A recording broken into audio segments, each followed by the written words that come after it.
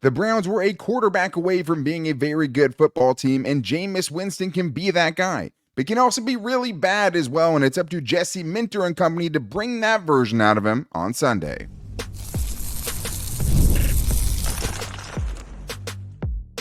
You are Locked On Chargers, your daily podcast on the Los Angeles Chargers.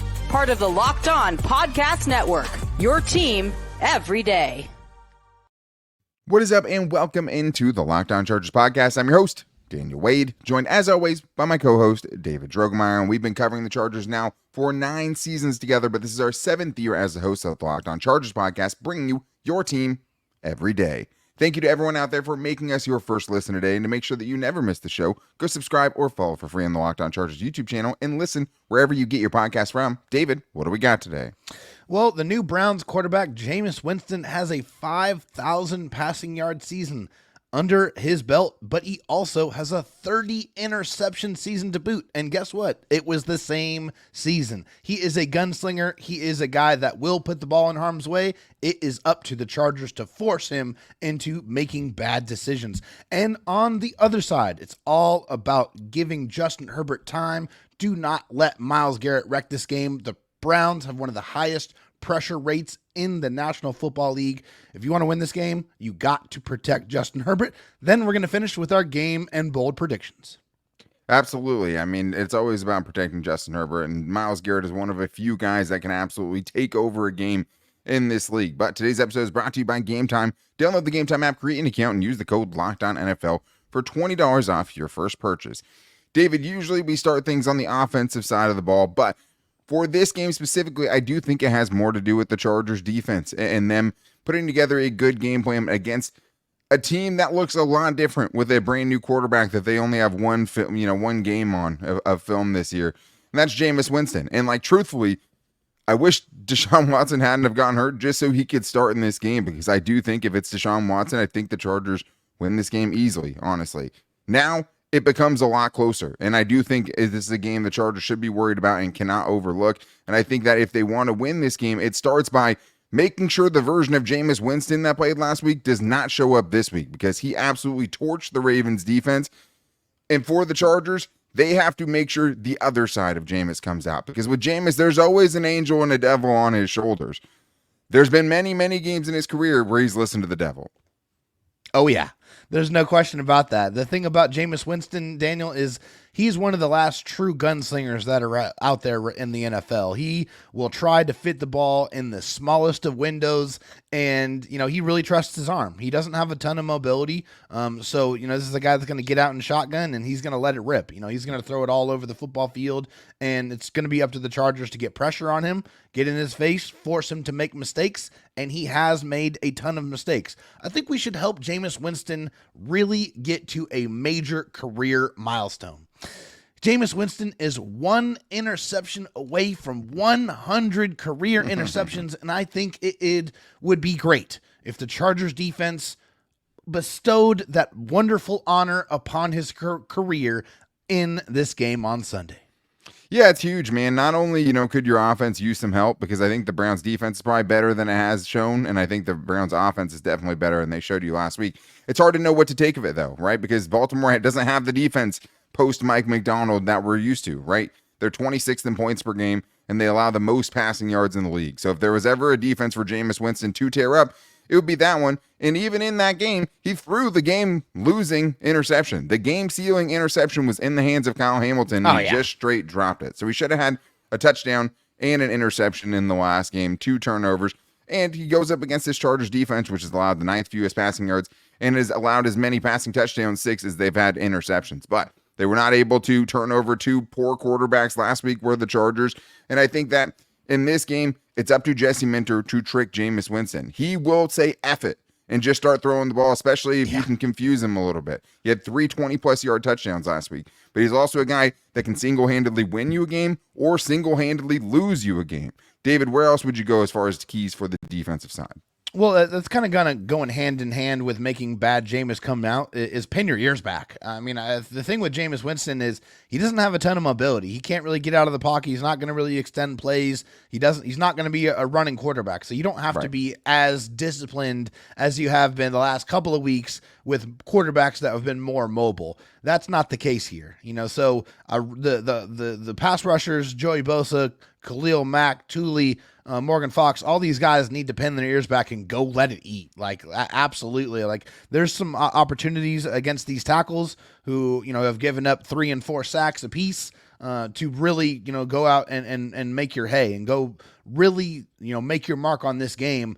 You got to get the pressure. That's going to help you get those interceptions. And then, of course, it's capitalizing on those turnover opportunities. He's put the ball on the ground. He will put the ball in harm's way and through the air. So you got to capitalize on that. But it's all about getting that pressure. You got to force him to make those mistakes. And if you get to him, right, bring him down. That's been one of the big things that's hurt the Chargers. But another one here I have is just don't let Nick Chubb get going. He is coming back from a brutal injury, David. But many running backs have had get-right games against the Chargers. You cannot let Nick Chubb get going for this offense. Yep, he's coming back from a major injury, and, the last couple of games, he's really starting to kind of get fired up. The first game, pretty pedestrian, 11 carries for 22 yards. This past game, 16 carries for 52 yards. And watching that game, you could see that power and that explosiveness was starting to come back. And for Nick Chubb, let's not forget, this is a guy that has averaged over 5 yards a carry in his career, okay? This guy is an absolute menace. He is a beast.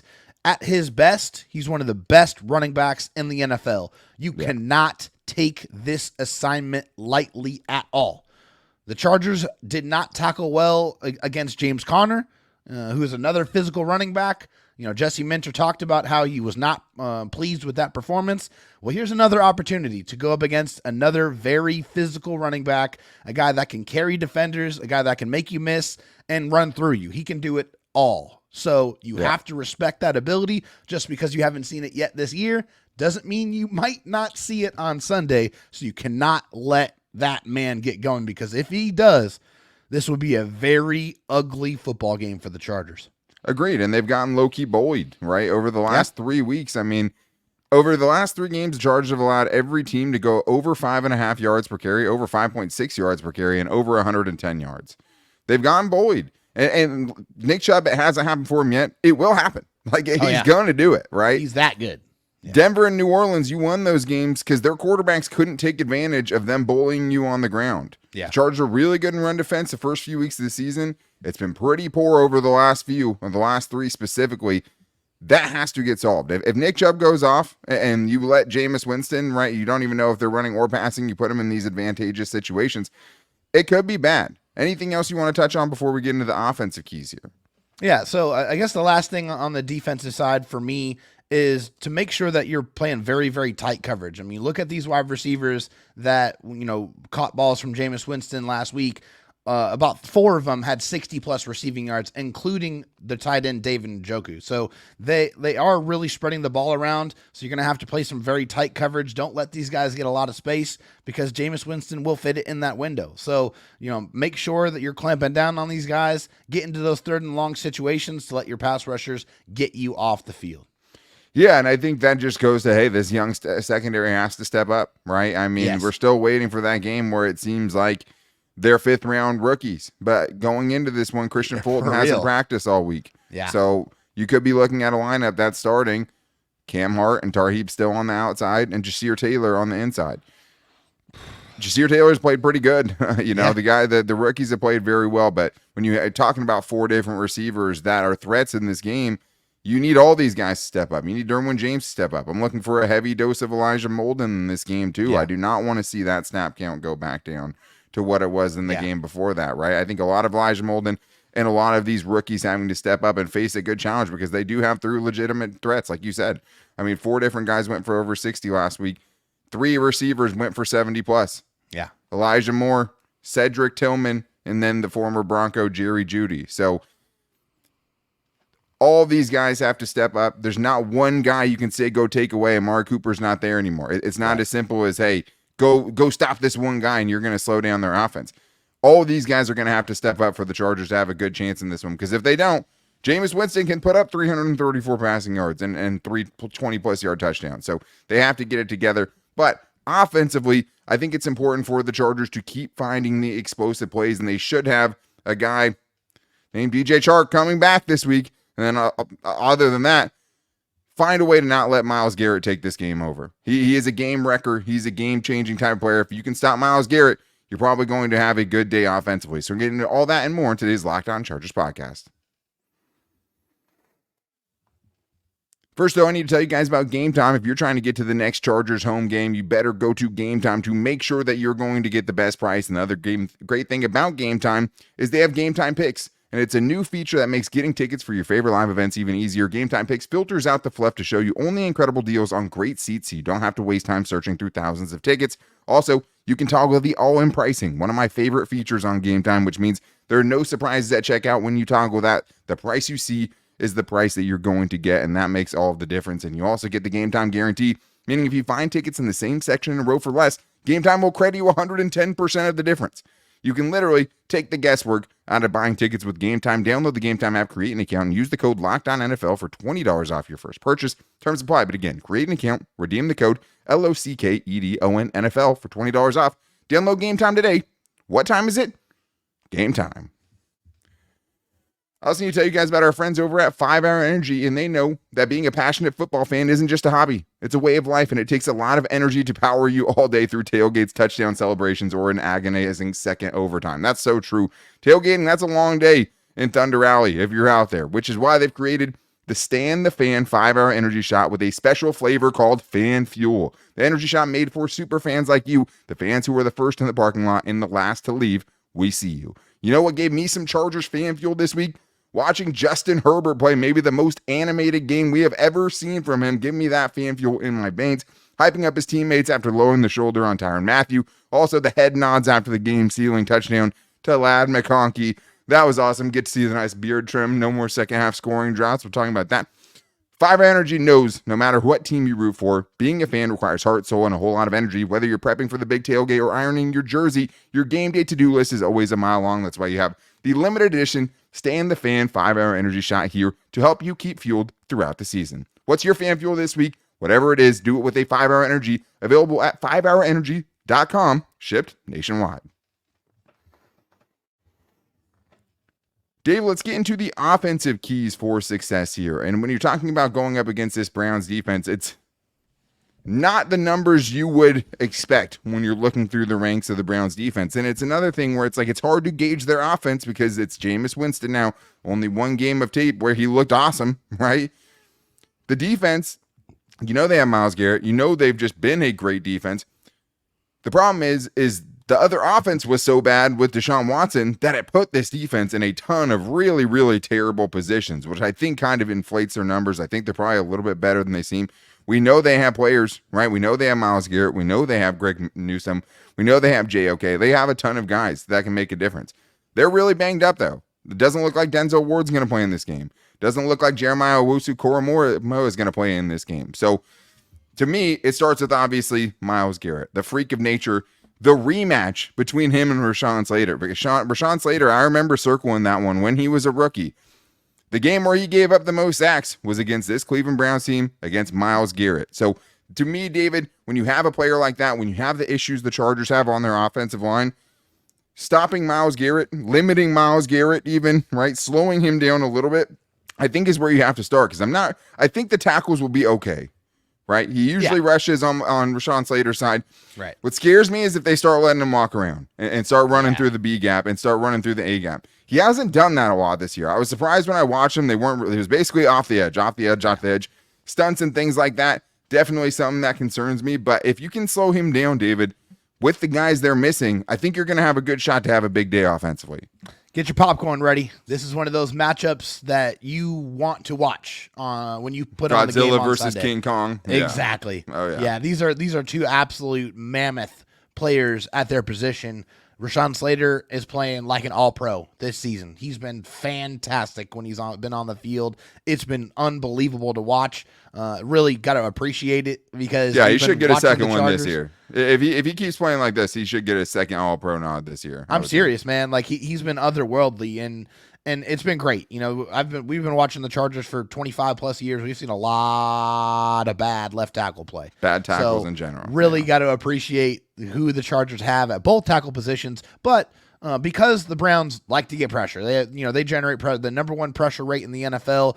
My big key is got to get the ball out quickly. It's so important. And fortunately for the Chargers, they have somebody who thrives at getting open and creating separation very quickly, and that's Ladd McConkey. Ladd McConkey coming off of a massive performance last week with his 6 catches, 111 yards, and 2 touchdowns, and he did it in every way that you could want. Did it deep, did it over the middle, did it quickly. That's what you're going to need in this game. You want to slow down that pass rush, get the ball out quickly, get it in the hands of your playmakers like Ladd McConkey, like a returning Quentin Johnston. Get the ball out quickly, slow that pass rush, and keep ahead of the sticks. Absolutely. I mean, this is a team that has, Myles Garrett by himself has the 8th most pressures in the NFL. And if you look at talking about game taking over kind of mentality, he had 9 pressures last week. Like, he took that game over. The Chargers can't let that happen. But they are going to get pressure. That is something that you have to be ready for. And you have to have the plan to be able to get the ball out quickly, the plan to be able to protect Justin Herbert. At the same time, David, the biggest thing that we've had as far as seeing success for the Chargers over the last 2 weeks, the only reason they've been able to move the ball so well is because they're finding the explosive plays. So even if you're getting rid of the ball quickly, you're still going to have to find those explosives against this defense. I mean, last week it was 5 different players catching 15-plus yard passes. The week before that, they had 6 different players who had at least one 18-plus yard catch. That's been working for this offense. So being able to have Justin Herbert buy some time, being able to let those guys make plays down the field, you're going to have to keep giving them those opportunities. Last week, they took advantage of it, right? Jalen Reagor took advantage of his opportunity. Josh Palmer gets the deep ball. Ladd McConkey obviously did what he did after the catch and before the catch. I mean, he was just awesome in both aspects. You also have the Simi Fehoko back in the end zone throw that didn't count, and the Will Dissly 25-plus yarder that should have been there, right? Yeah. We're talking about 2 more 25-plus yard plays, and they already had 4 or 5 of them last week. So you still have to be able to find those explosive plays. And then I think for me, the run game, David, it's so hard to count on. It's so hard to trust them. Yeah. But I just feel like it has to bring something. Like, it doesn't have to run for 5 yards a carry. It doesn't have to run for 6 yards a carry. To me, the running game has to give you something. So now it's up to 5 games in a row where the running backs have averaged 3.5 yards per carry or less. Last week, they got buoyed by the Justin Herbert one, 4 carries, 49 yards. Sure. Give them something, because they're going to need it, I think, in this game. For sure. Well, and the reason why they're going to need it, plays into one of my other keys, which is utilize play action. But the Cleveland Browns are a team that, they do give up rushing yards. They give up 125 rushing yards a game on average this season. So they can be run on. So this is a team that you should at least try to, mix that in and, try to bring that physicality from that aspect, but just has to do enough, right? Yeah, you got to do enough. Just do enough. Absolutely. And so last week, the Chargers had a lot of success with play action. Justin Herbert was 10 of 14 for 161 yards and a touchdown off of play action. And overall, he's done very well. It's 46 of 63 for 587 yards, 3 touchdowns, and a completion percentage over 73%. So I want to see them definitely utilize that play action in this game. You got to run the ball to make play action effective. And then another thing really quickly in conjunction with that play action is I want to see them move the pocket. Move the pocket, move the quarterback. Justin Herbert is getting healthier. I want to see those rollouts. I want to see them move the pocket and throw down the football field like we've seen in the past. It's time to utilize Justin Herbert's athleticism to add more dimensions to this offense. Yeah, and Greg Roman talked about it this week, how much he felt like the lack of mobility for Justin Herbert was hampering them. And I think that is hopefully something that helps in the running game too. Hopefully he can keep one of those read options, right? You run one, he keeps one of them. Now they're thinking about it all day. Now they're thinking about it, potentially even opening up more holes for J.K. Dobbins, because that edge rusher can't crash down on him or chase him down from the backside. They have to play it true. Yeah. And now I feel like, hey, don't go overboard with it. We're talking about Justin Herbert, and obviously his health, as we saw in those games they struggled offensively, is the most important thing for this team, let alone the offense. If he keeps one, right, you just give him 1 or 2, I think that's a way that you can potentially help open some things up for your running game, which hasn't necessarily been there, especially when he was hurt. So if you can do that with the running game, if you can get to situations where the play action is more effective, and then you can find those chunk plays down the field, all of those things will be huge. And I think just with the Chargers, obviously, red zone and finishing when you get there. With this game, I think Always. it's going to be an incredibly close game. Last week, they got a few touchdowns outside of the red zone. They didn't necessarily need to, but they were better in the red zone last week, and that's the reason they were able to put up touchdowns in the second half and let me trim my beard finally. So all of those things are key. I think the Chargers offense has to show up in this game in a big way. That Browns offense is going to be much better with Jameis Winston, even if he does do some crazy things. They need to be good offensively, and they need to continue to not have another second half scoring drought like we saw. But it is time to get into our game and our bold predictions, and we have some crazy ones, including why Ethier thinks that Cam Hart is in for a big day on Sunday. So we're going to get into that and our final game predictions and more in today's Locked On Chargers podcast. First, I need to tell you guys about FanDuel because you can get ready to tackle the NFL action with FanDuel, America's #1 sportsbook, because right now new customers can get $5, bet $5, and get $150 in bonus bets if you win. You bet $5, you can win $150. The FanDuel Sportsbook app gives you everything you need to place live bets on the NFL all in one place. So when you get a hunch in the middle of the game, you can check out the latest stats, view live play-by-play, and so much more on the same page where you place your bets. This is interesting. The Chargers spread against the Browns has now gone down to 1.5. It opened up at 2.5. Now it's 1.5. I would agree that it's going to be a close game. For this one, I'm staying away from the spread. I'm looking for anytime touchdown scores, especially now that the Chargers decided they can score touchdowns in a game, which I love. I believe in it more. Ladd McConkey at plus 250 feels like good juice. What about Justin Herbert getting into the end zone on his feet for the first time this year? You can get him at plus 450 if you're looking for a long shot that I would like out of all the long shots. Justin Herbert potentially, we talked about him potentially running.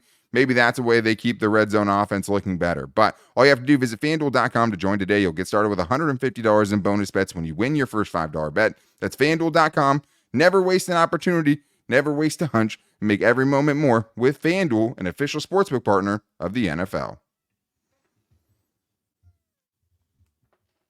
David, let's get into our bold and our game predictions, and thank you to everyone who hit us up at Locked On LAC to get your bold predictions on the show. We're called into the voicemail line at 323-524-7924. We appreciate the everydayers, and we, of course, appreciate you guys making us your first listen today. If you need a second listen, check out the new slate at Locked On NFL, where there's 2 shows a day now giving you coverage of the entire NFL, but also bringing on the local experts who cover their teams every day. You can get Tyler Rowland in the morning, who will wake you up, no coffee necessary, or kick back in the barbershop with Tony Wiggins on YouTube or wherever you get your podcast from. David, let's get into our bold predictions here, and we have a good one from Ethier, who thinks one of the rookies is going to have a big day on Sunday, and I think that could mean big things for the Chargers. Let's hear what Ethier has for us this week. Dan, David, this is Ethier. I love you. My bold prediction for Sunday. Cam Hart, 2 picks, plus a pick 6. Defense get 4 sacks. Chargers win 31-17. Let's go, baby. 5-3. David, it would be huge if the rookie could have a big one in this one. Man, that would be really awesome to see. For Cam Hart, I think he has brought everything to the table, but that element, I think that's the only thing that's kind of been missing from his game. I think he showed to be a good, strong tackler. I think he's had very sticky coverage. He's been there. They haven't thrown his way a lot, but he's done a great job of preventing those catches and, yards after catch as well. So if he adds that added element of being able to take the ball away to his game, then he could really skyrocket himself and really cement himself as a starter going forward. Well, that's what I love about Ethier too, because it's never just like Cam Hart, 2 picks and a pick 6. It's 31 points, which would be the most they've scored this season. And that's why I love it. But Ethier, I love it. I love going with Cam Hart. He's been balling out. Interceptions haven't really been his thing. Even in college, he didn't have big numbers in that regard. So let's get to this next one here from JT the Nut, who puts it simply: the Bolts offense puts up 28 or more points. What do you think? Yeah, I honestly think there's a possibility for them to do that in this one. I really do feel like the Chargers are going to try to lean into throwing the ball down the field a little bit more, especially because they should have their full complement of weapons that they expected to have in the beginning of the year, with DJ Chark hopefully making his debut, Quentin Johnston coming back, hopefully Darius Davis is able to come back as well. Obviously a smaller degree on the offensive side there, but my point is you should have everybody that you want to have available in this one to go orchestrate your offense the way that you want to do it. So I do feel like they're going to take some chances. They're going to take some shots down the field, and hopefully they're able to hit. Yeah, and like I said, I think this Browns defense is probably better than, what their numbers would tell you on the outside looking in. At the same time, they have allowed 28 plus points already twice this season. The Chargers have gotten stuck on 26 points. That's the most they've scored. They've done that twice this season. At least I have faith that they can score in all 4 quarters, because if you're trying to put up your best offensive game of the season, you basically need to average a touchdown per quarter. And at least after last week, the 17 points they were able to put up in the second half, you feel like there's something there. Hopefully they can keep that going after, 5 straight games of not being able to do it. I don't know. 28 points is a lot. We haven't seen it from the Chargers, but Browns 18th in points per game. This could be a game they do it. They're going to get there at some point this year, I think, right? Maybe this is the week they get it done. But let's get to 619 Shaggy, because if his bold prediction comes true, I think the Chargers are going to have a great chance to win this game. He says Slater shuts out Myles Garrett. No sacks, no pressures, a clean sheet, David. Myles Garrett has not had a clean sheet against him so far this season. He has at least a pressure in every game, and has 3 pressures in 7 of the 8 of the games he's played so far this year. This is bold.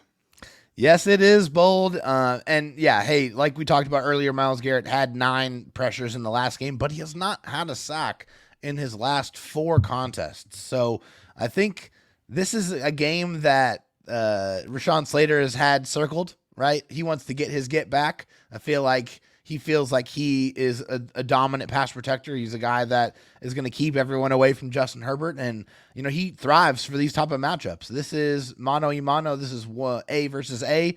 Let's see who comes out on top. And so I think he gets up for those matchups. And I think that he's going to be ready to go shut out Myles Garrett on Sunday. Yeah, I would just take the no sacks, right? Yes. The no pressures is going to be really, really tough. It's going to be tough for sure. And he's just saying against Rashawn Slater, right? Maybe Myles Garrett gets a couple pressures, but they're not against Rashawn Slater. Rashawn Slater gave up 2 sacks in their first meeting, but one of them was because Austin Eckler chipped Myles Garrett and actually helped him get inside on Rashawn Slater for a sack. And he said, no more help, please. He's like, Austin, leave me alone. I got this. Yeah, but basically that. But I like this one here from John Clark, which is a funny bold prediction, because he says at least one player from the opposing sideline will become a Charger prior to the trade deadline and join the team on the flight back to LA. One of the reasons why this game is important, David, because if the Browns lose this one, it'd be hard to imagine they wouldn't be big sellers at the deadline, going to 2-7 on the year. Really no chance, seemingly, to get back into the mix. And there's a couple guys I'd love to see in lightning bolts, that's for sure. Absolutely. Let's go ahead and beat up on the Browns, put them out of their misery, and go ahead and just put David Njoku right on the plane and head right back to LA with a new uniform and a new race to the playoffs. Yeah, that'd be awesome. Greg Newsome, come on down. Right? Whoever. There's several players there. Like I said, the Browns feel like they're a quarterback away from most of the season, and the guy that had the fully $240 million guaranteed contract wasn't that guy. There's a lot of good players on the Cleveland Browns, which is why I have a bad feeling about this game. At least as far as it being an easy game, I don't think that at all. I don't think the Chargers can overlook this one. Let's get to our bold predictions, David. Where are you going with your bold prediction this week? Yeah, so my bold prediction is going to be that Justin Herbert throws for 320 yards and 2 touchdowns. Okay. And has a 15-yard rushing touchdown. Hey. I feel like Justin Herbert is going to go off. I feel like he's going to show everybody and remind everybody why he's a top 5 quarterback in the league. He's done that the last couple of weeks, but now it's time to put the cherry on top and really assert himself and the Chargers back into prominence and back to a 5-3 record. This game is huge, really huge. If they win this game, their percentage to make the playoffs goes up exponentially. If they lose, it has a completely opposite detrimental effect to their chances to be able to make it. So this game is big. Justin Herbert's got to show up. I think he will. Yeah, if he has a big game like that, obviously he did have a game like that, and they scored no touchdowns, right? So obviously the 2 touchdowns part of that's big. But yeah, the rushing touchdown, cashing on that FanDuel anytime touchdown would be awesome. My bold prediction is Will Dissly.